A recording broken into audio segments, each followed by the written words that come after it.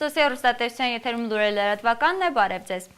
Հայաստանում այսօր նշվում է Սումգայիթյան ջարդերի 25-րդ տարելիցը։ 2.5 տասնամյակ առաջ տեղի ունեցած նախճիրը այդպես էլ չդատապարտվեց խորհրդային կառավարության կողմից, իսկ վերապրողները ցավով ու կսկիծով են հիշում մղձավանջային օրերը։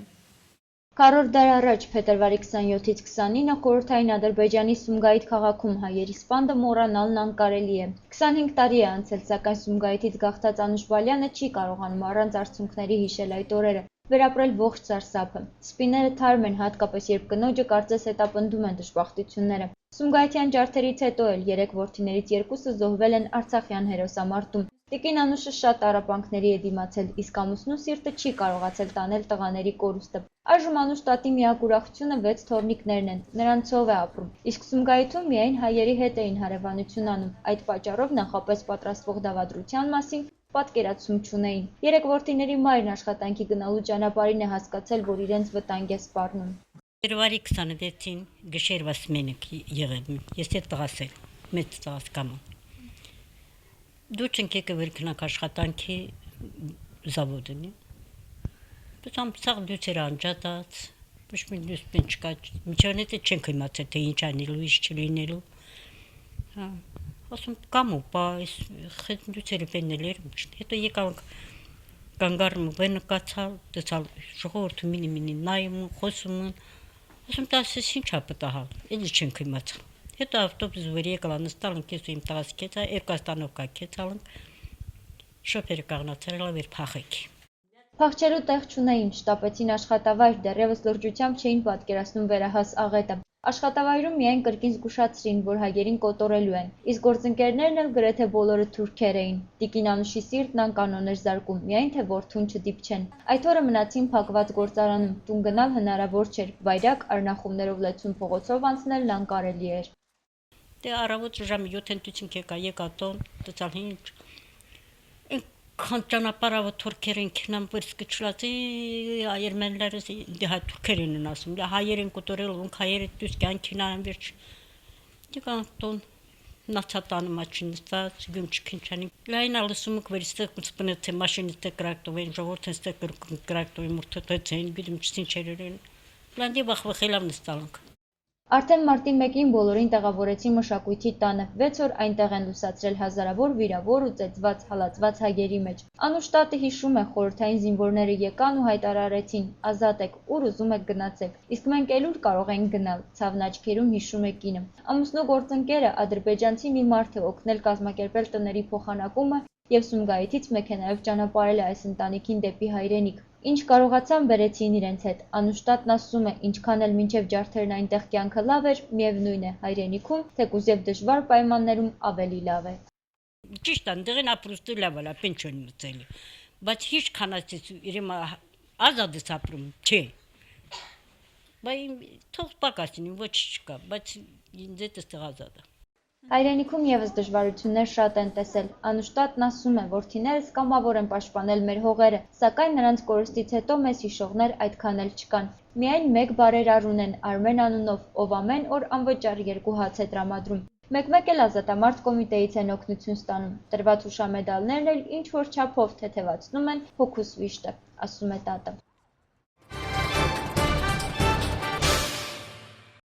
1988 թվականին Սիսիանի Շայքի գյուղում Ադրբեջանից բռնագաղթված 200 անձինք ապաստանեցին, որոնցից 100-ը Սումգայիթյան ջարդերի ականատեսներն էին։ Ադրբեջաներենը շուրթերին, սրտներում հայերեն աղոթքները հասան հայրենիք։ Փետրվարի վերջին օրը Շիրինյանների ընտանիքում սգո օր է։ 1988 թվականին Սումգայիթում կատարվածն առանց արցունքի չեն կարողանում հիշել։ Հերոս մայր Դոնարա Շիրինյանը հիվանդանոցում խնամում էր կրտսեր որդուն, երբ լսեց հայերի զանգվածային կոտորածների մասին։ Ասեմ Աստծո սկինի, մեր հաստեղա 10 դեղին։ Բայց ոնց անեմ վերքինա։ Բժիշկին ասեմ, բժիշկ ջան, իրավունք կտաս, քինա մեր խոստեսնա, խոց տեսնեմ, էսի ապահովա։ Та вахом чес, ասեմ չեմ будет тому не миновать. Поеду, что будет. Ադրբեջանցի կնոջ կերպարանքով ծպտված նա բռնեց դեպի իրենց տուն տանող ճանապարհը, փրկելու 10 երեխաներին։ Ծանոթ ադրբեջանցիները հույս էին տալիս, թե հայերի արյամբ ծարավ ամբոխը դեռ իրենց բակ չի հասել, սակայն Վարչտես ամեն երգան բալկոնը ճարթա, շեստյորկա էլի, կասեմ, մաշտի, Ասում ես ոչ մի պետ չկա։ Եկամ ես դրամը կանգնամ հալարխից գնում չեմ։ Ասեմ ես եմ այնտեղից բարեկցեք ես փռամ։ Մենա հարևանը դուսեկա բերանից փակավ քաշտալով աղջիկին հետ կտե հալա ղանջղխեկը մրտանին ծեմիկցիլ։ Դուստրը Գայանե Շիրինյանը հիշում է, գազազած ամբոխից մի կերպ կարողացան փրկվել։ Օգնեց ադրբեջանցի հարևանը։ Մի ձնագալ ուժեղ շուխուրա այդում։ Սա շաբանից նայակ մի հար հոգի կինի, եկե տալպա։ Մեծ քույրը պապ, էսա իրանք են։ Հենց հասան մեր դրան որ խփելի, մեկ մտանք հետո բալկոնից մտանք հարևանը տուն։ Վերջինը հերս անցա, հենց հորս անցկացրանք բալկոնից թուրքի տուն։ Այդ մոմենտը դուրը ջարդա։ Հարևանների օգնությամբ ադրբեջանական անուններով Շիրինյաններն անցան Սումգայիթյան գեհենի միջով մահվան սարսափն աչքերում։ Շուրթներին ադրբեջաներենն էր, մտքում հայերեն աղոթքը։ Միայն թե փրկվեն։ Հարևանը սախսեն ցվակվեն կրուգրատ, կան գարը։ Էյանից ավտոբուս գալիս է մի տալպա է գալիս, էս կայնն թե այ մամա եկամ։ Ասեմ ոչ, արխեցլացին։ 74-ամյա Սամվել Աբրահամյանը վստահ է, Սումգայիթում կատարվածը կազմակերպված էր, ամեն քայլը մանրամասն ծրագրված։ Ես տեսել եմ, որ մի մարդ շլապան գլխին, պապկան թեբի տակին, եկա հայատը կանգնեց։ Շտի նայեմա, մի երեխան դեղո անցնում են կականշում, ասա հայկա նայել, ասալա երկու հայկա է շենքումս ապրում։ Մեկը հանե են բալկոննա, մեկը հանե են բալկոննա։ Մերը ցույց տվա, մեկը ընդդեմ է հայկա նրանց ցույց տվա։ Գրես եւ գնաց։ 28-ին տեսել եմ թուրքերը գալիս էին հերթով, մտնում այդ տունը, հետո դուրս գալիս էին դեղ սրսկվում, որ կարողանան հայերին կոտորեն էլի։ Հատետի։ Ասում է քնը տաշտը քնը տանը։ Կտորելին Միշանյան ընտանիքա Միշա աղբորող չկանը տուկլո կապելին տանին հուցին քաշտալիս նիվայի կմակ ինչա վեր մեկնասիս։ Շիրինյաններն ու Աբրահամյանները մի ցանկություն ունեն՝ ազատվել Սումգայիթյան հիշողություններից, լրացնել իրենց ակաժներում ցայժմ հնչող աղաղակներն ու աղերսանքները։ Տատս ճիշտ էր ասում, շանը մոտեցի, փետը ցեկատվեր մի քիչ։ Ասում է տատ շոնը քաղաքում ինչ անում շոն կա, թա թուրք ինքը շոնը։ Ափսոս որ 15 թվին չեն առանձնացել, ես գոնե Հայաստան կծնվեի, եղեքստե կծնվին։ Այդ դժվարությունը ես չէի տեսնալ։ 1988 թվականին Սիսիանի տարածաշրջանի Շաքի գյուղում ապաստան գտան Ադրբեջանից բռնագաղթած 200 անձինք, նրանցից 100-ը Սումգայիթյան ոճրագործությունների ականատեսներ են։ Հանրապետության նախագահի նախկին թեկնածու Ռաֆի Հովհաննիսյանը փետրվարի 27-ին մարզկենտրոնից մեկնել է Գորիս։ Քաղաքի կենտրոնական հրապարակում սակավամարդ հանդիպումը կարճ է տևել։ Սյունիք կատարած այցի շրջանակներում Ռաֆի Հովհաննիսյանի Գորիսում նախատեսված հանդիպմանը ոչ ոք չէր եկել, հրապարակը դատարկ էր։ Ռաֆի Հովհաննիսյանը սակայն շրջել է քաղաքի փողոցներով բարևել մարդկանց, ասելով, որ Գորիսն արդեն խոսել է։ Հրապարակում մարդ չկար, 0 մարդ։ Հրապարակում 0։ Բայց պաշտոնական տվյալով 30%, իսկական Գորիսը ասում է, որ ես կամ։ Քաղաքի կենտրոնական շուկայի հարևանությամբ Ռաֆի Հովհաննիսյանը շնորհակալություն է հայտնել ընտրողներին, ընդգծելով, որ հանդիպման մասնակցելն այնքան կարևոր չէ, որքան վստահությունն իր նկատմամբ։ Հպարտ եմ ձեզանով եւ մեր հաղթանակով, որ բերել եք դուք ձեր քվեով։ Հրապարակ մի եկեք, ամեն մեկ իր գործին։ Տղաներ, ոստիկաններ, զինվորներ չես ձեզ, բայց Գորիսը խոսել է։ Ռաֆի Հովհաննիսյանն ավելացրել է, որ հպարտ է Գորիսով ու շարունակելու է պաշտպանել Սյունիքի, Հայաստանի շահը։ Հպարտ եմ Գորիսով եւ պաշտպանելով Գորիսու Սյունիքի, Հայաստանի շահը մինչեւ կյանք, ոչ թե մինչեւ մահ, մինչեւ կյանք։ Գորիսեցիների հետ Ռաֆի Հովհաննիսյանի հանդիպումը երկար չտևեց։ Կապանի, Գորիսի և Մեղրի մի խումբ ակտիվ երիտասարդներ անցած տարվա հոկտեմբերից ընդգրկվել են Ուրբան կայուն զարգացում հիմնադրամի կողմից իրականացվող «Սովորել մրցելով» ծրագրում։ Նրանք մարդու իրավունքների մասին գիտելիքներ են ստացել և այսօր եկել էին ծրագիրն ամփոփելու։ Ուրբան կայուն զարգացման հիմնադրամը մեր երկրում Մեծ Բրիտանիայի դեսպանատան ֆինանսավորմամբ անցած տարվա հոկտեմբերից իրականացնում է «Սովորել մրցելով մարդու իրավունքների կրթություն» Սյունիքի երիտասարդների համար ծրագիրը։ Մարզում ծրագրի համակարգող Կապանի փոքր ֆերմերների ասոցիացիայի աջակցությամբ 3 քաղաքներում Կապանում, Գորիսում և Մեղրիում ձևավորվել են թիմեր, ովքեր մասնակցել են դասընթացների, մարդու իրավունքների մասին հիմնավոր գիտելիքներ են ստացել, ու արդեն եկել էր պահը յուրացրածը ժյուրիին ներկայացնելու ու ծրագիրն ամփոփելու համար։ Հայաստանում Մեծ Բրիտանիայի փոխդեսպանը Միազ Մորզը գոհ է, որ նման ծրագրեր են իրականացվում մայրաքաղաքից հեռու գտնվող համայնքներում, որտեղ հաճախ երիտասարդների իրազեկվածության մակարդակը կարևորագույն հարցերի վերաբերյալ բավականին ցածր է լինում։ Մրցույթը 3 փուլից էր բաղկացած, նախ թիմերը 4-ական հարցի պատասխանեցին, դրանից հետո 2-ական պատմություն պետք է քննարկվեր ու ներկայացվեր, մարդու իրավունքների ոտնահարման դեպքեր, ապա ամբողջ ընթացքում ձեռք բերած գիտելիքների ու նաև տպավորությունների միջանձնային հարաբերությունների մասին խոսեցին մասնակիցները։ Ծրագրի ղեկավար Արմինե Թուխիկյանը համոզված է, որ սովորել մրցելով ծրագրի արդյունքում Սյունիքն ունենալու է երիտասարդական մի թիմ, ով կարողանալու է հարկեղած դեպքում պաշտպանել մարդկանց իրավունքները։ Հանդիպման ավարտին բոլոր մասնակիցներին փոխդեսպանը հավաստագրեր հանձնեց ու շնորհակալություն հայտնելով ծրագրին մասնակցելու համար հարցրեց թիմերից կոնկրետ ինչ գործողություններով են նրանք օգտագործելու այս ընթացքում ստացած գիտելիքները։ Պատասխանները տարբեր էին, բայց հիմնական միտքն այն էր, որ նրանք պատրաստ են նույն գիտելիքները փոխանցել նաև մյուս երիտասարդներին։ Միջոցառման ավարտին բոլորը լուսանկարվեցին Կապան, Մեղրի, Գորիս, տորթի կողքին։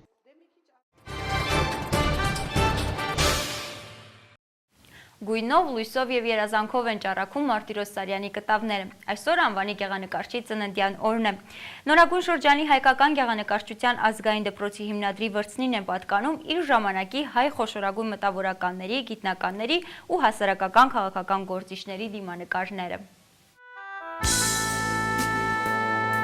Ես չգիտեմ, երբ էի մեջ ծնվել նկարիչ, հնարավոր է այն օրերին, երբ ես լսում էի իմ ծնողների պատմությունները մեր լեռնային կախարդական ծննդավայրի մասին, երբ մանկիկ հասակում վազվզում էի տան շրջակայքում, ուրախանում բազմերանգ թիթեռներով և միջատներով, գույն, լույս, երազանք, ահա այն, ինչ ես երազել եմ։ Այս տողերը հայ ժողովրդի մեծանուն զավակ Մարտիրոս Սարյանինն են, իր խոսքերի համաձայն էլ նրա բոլոր նկարները ճառագում են գույնով, լույսով ու երազանքով։ Այսօր անվանի գեղանկարչի ծննդյան օրն է։ Անսովոր հզոր դպրոց, Սարյանական արվեստը, դա շատ մեծ դպրոց է, բոլորն են ոգևորվել Սարյանի արվեստով։ Առաջին անգամ ես Սարյանին կենդանի հանդիպել եմ Մինաս Ավետիսյանի ցուցահանդեսում 1972 թվականին, ինչքան հիշում եմ, բոլոր նկարիչներն էին այնտեղ, Հայաստանի լավագույն, և սպասում էին, որ պետք է գա մայեստրոն, անվանում էին մայեստրոն գա, հետո բացումը կկատարեն։ Ես տեսնում եմ, որ Հայաստանում ծնվել է մի նոր հզոր նկարիչ, Մինաս Ավետիսյանի ցուցահանդեսի ժամանակ ասել է վարպետ Սարյանը։ Վրանտ Էլչյանը այսօր հպարտությամբ է պատմում, որ բախտ է ունեցել հանդիպելու անվանի գեղանկարչի հետ, վերհիշելով նրա գլուխգործոցները, առանձնացնում է։ Եգիպտական մի ամբողջ շարք ունի և դա լավագույն, նույնիսկ իմպրեսիոնիզմին հասնող, գուցե նաև իր առանձնահատկությամբ, իր տեսակով հայկական իմպրեսիոնիզմի շունչ կա մեջ, այսինքն մտածողության նոր դպրոց կա։ Դրանից հետո Սարյանը մինչև 36-39 թվականը ստեղծագործություններն եմ լավ տեղյակ, նորից մի էտապ էլ ինքը ծանր իրավիճակ ապրեց իր տղայի կորստով, հետո որոշակի ժամանակ հետո, մի քանի տարի հետո նորից հասավ մինչև մեր հայ կերպարվեստի ամենաբարձր գագաթին։ Մարտիրոս Սարյանը նորագույն շրջանի հայկական գեղանկարչության ազգային դպրոցի հիմնադիրն է։ Արձակագիր բանաստեղծ Լուի Արագոնը ասել է. Հայաստանի լույսը մեզ է հասնում Մարտիրոս Սարյանի շնորհիվ։ Ուրախալի լույսը, որ լուսավորում է մարդկանց, լեռները, պտուղները, այն գանձ է, կրկին հայտնաբերված։ Նկարիչը նկարչի շարունակություն չի կարող լինել, ասում է Հրանտ Էլչյանն ու ավելացնում, որ Սարյանը մեծություն է։ Ինքը երբեք չի փորձել կրկնել վարպետի վրձնի գույները։ Սարյանը հենց մեծություն է նրանում, որ միայն ինքն է Սարյան։ Այո, նա շատ մեծ արվեստի և դեռ չի ուսումնասիրված Սարյանը մինչև վերջ, սկսած իր ծաղիկներից, մինչև մեր հայրենի երկիրը գովերքելու իր հզոր կտավները։ Նա եղել է ամենամեծ հայրենասեր և հայրենանվեր և նաև Հայաստանը իրեն գույներով, իրեն տեսակով ներկայացնող վարպետ։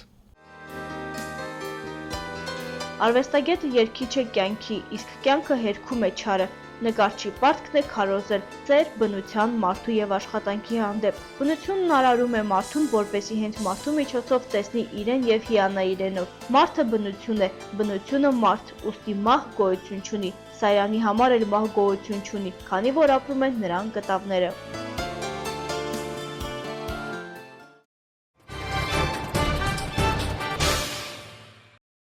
Գահից հրաժարվող Բենեդիկտոս 16-րդը վերջին անգամ հանդիպել է կարդինալների հետ։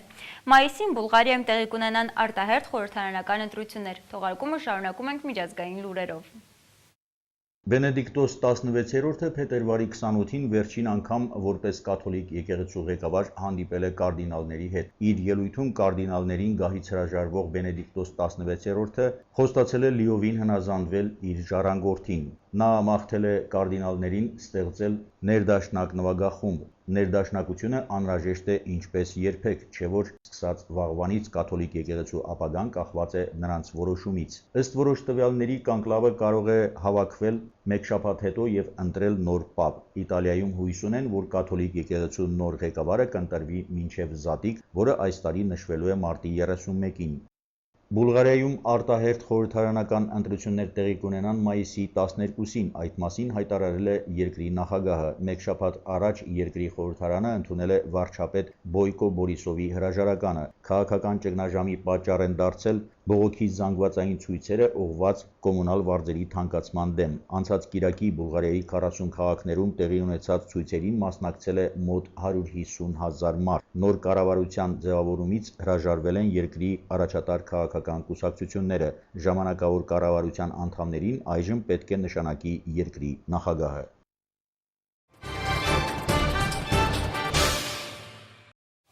Սոսիալուստատեսյան եթերում լուրեր լրատվականներ, մինչ նոր հանդիպում։